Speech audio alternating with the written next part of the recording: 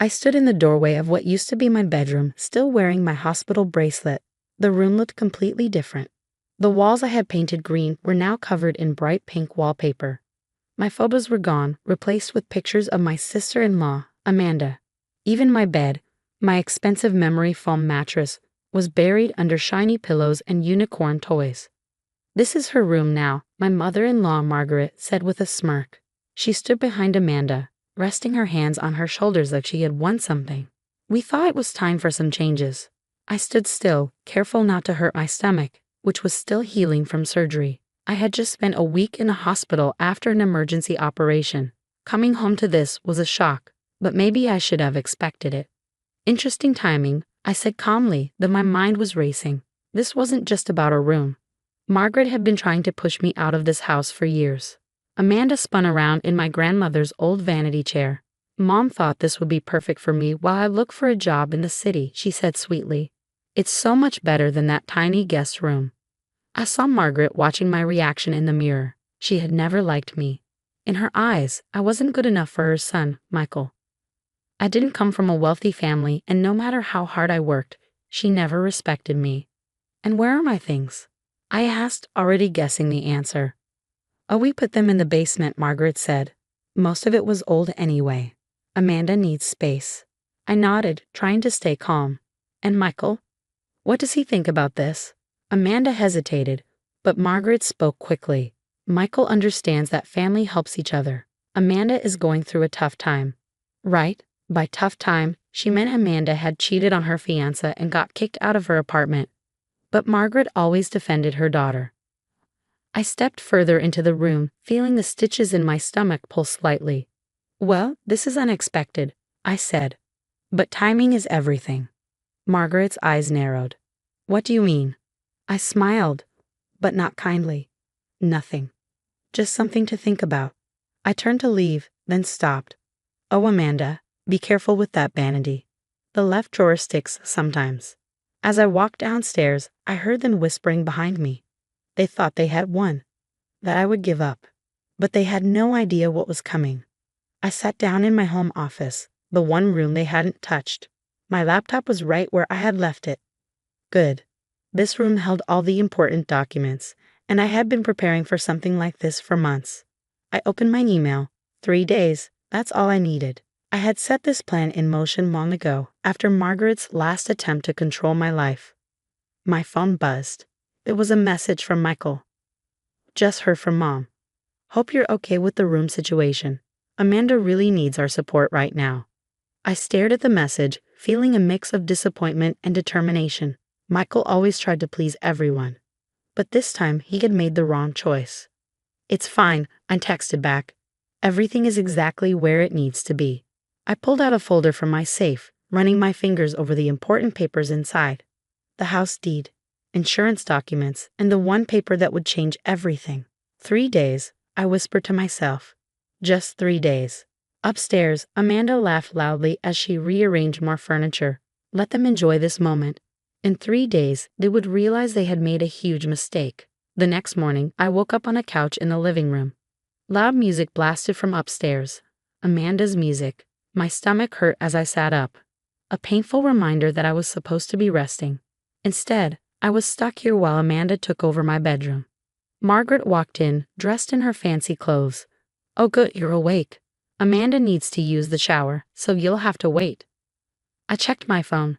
7:15 a.m. 2 days and 16 hours left. "Actually," I said, standing up slowly, "I have an appointment this morning." Margaret frowned. "An appointment? Shouldn't you be resting?" "It's just a quick meeting with my lawyer, nothing too tiring." I kept my voice light. Margaret's face changed for a second. Was that fear?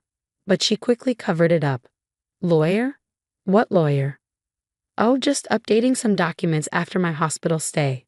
Normal stuff." I grabbed my things, enjoying the way she shifted uncomfortably. As I walked toward the door, Margaret called after me. "Does Michael know about this?" I turned back and smiled. He will. At the law office, my friend Patricia Chen was waiting. She had known me since college, and she had seen enough of Margaret's behavior to understand the situation. "Everything's ready," Patricia said, sliding a folder across the desk. Are you sure? Once we file these, there's no going back. I looked through the papers. They took over my bedroom while I was in the hospital, Patty. If I don't stop them now, they won't stop until I'm completely pushed out. And Michael? Still refusing to stand up to them. I sighed. He thinks if he ignores the problem, it'll go away. But this time he's wrong. Patricia nodded. All right, I'll file these today.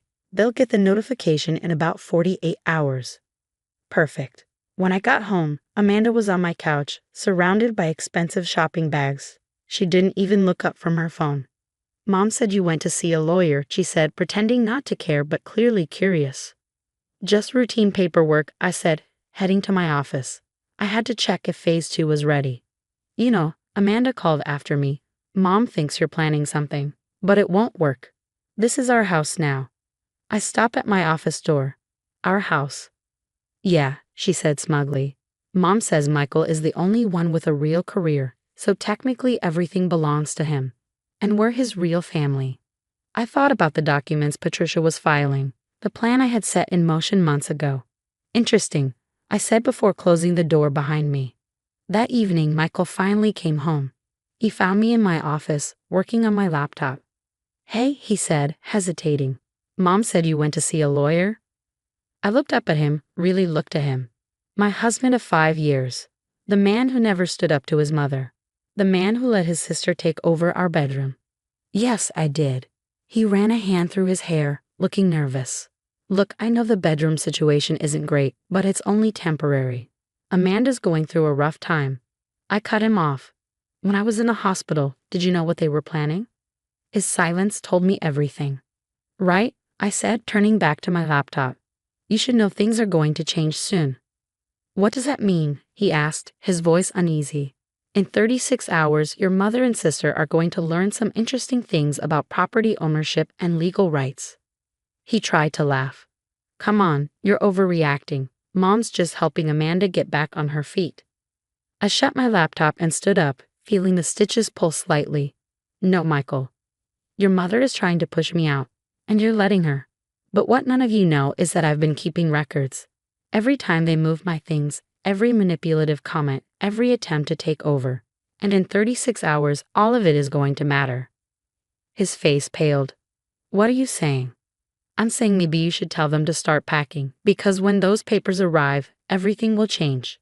You're bluffing, he said, but his voice shook. I opened my desk drawer and pulled out a thick envelope. Remember last year when your mom tried to sell my grandmother's antiques while we were on vacation? That's when I started preparing. This has everything, photos, videos, legal documents. In 36 hours, it all becomes public record. Michael looked at the envelope, then at me. For the first time, he looked truly afraid. What have you done? He whispered. I sat back down, calm and in control. I protected myself, since you wouldn't. The letter arrived exactly when Patricia said it would. I was in my office when I heard Margaret's loud, angry voice. What is this? What have you done? I walked into the living room. Margaret stood there, shaking, holding the papers. Amanda was nearby, looking pale. Michael sat on the couch, his head in his hands. Oh good, I said calmly. You got the notice. Margaret's hands trembled. This says that I own this house? I finished for her. Yes, it does. Amanda gasped. That's impossible. This is Michael's house. I shook my head. No, it's not. Last year, when Margaret tried to sell my grandmother's antiques, I realized I needed to protect myself. So I bought Michael's share of the house. He signed the papers himself. Michael lifted his head, his face pale. The refinancing documents, the ones you said were just updating our mortgage. Exactly, I said. You signed over your part of the house to me. It's all legal. Even your mother signed as a witness. Margaret's face turned white. I never signed. Check page 3, I said. See? Right under witness. Remember when you rushed to sign those HOA papers I brought home? You should have read them more carefully. They all went silent. It finally hit them. I had outsmarted them. I crossed my arms. The second set of papers lists every time you damaged my property, including taking over my bedroom. You can't kick us out, Amanda yelled. We're family. Actually, I can, and I am. I looked at my watch. You have 24 hours to leave. Anything left behind will be thrown out. Margaret turned to Michael. Are you just going to let her do this to us? Michael sat still, finally understanding everything.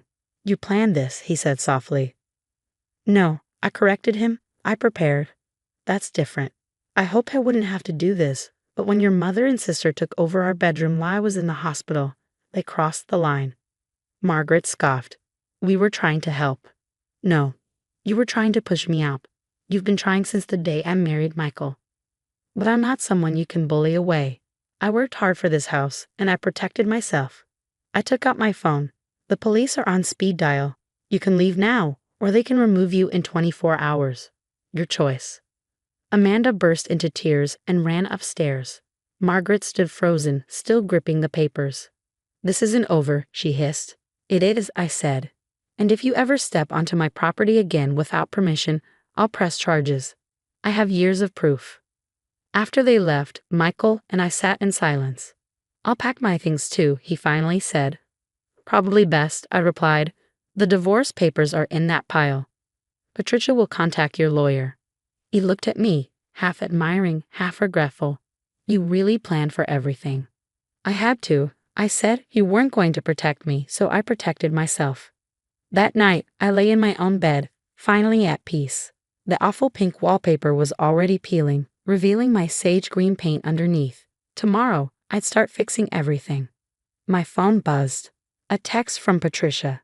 Papers filed. You're officially free. I smiled. Margaret and Amanda had thought they could take everything from me, but their biggest mistake, underestimating me. The next morning, sunlight filled my room. The house was quiet.